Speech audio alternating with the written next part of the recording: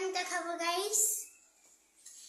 এখানে আছে কাঁচামরিচ, আলু ভাজি, ডিম, মা হলো নতুন স্টাইলে ডিম করছে টমেটো দিয়ে, আর হলো আলু ভর্তা। তো চলো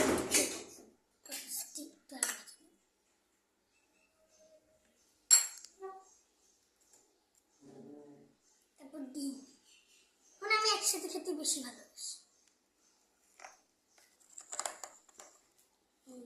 আঠা করে ফেলছি।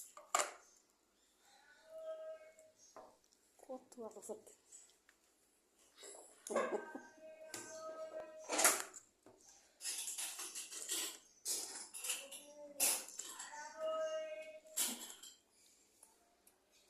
অনেক মজা।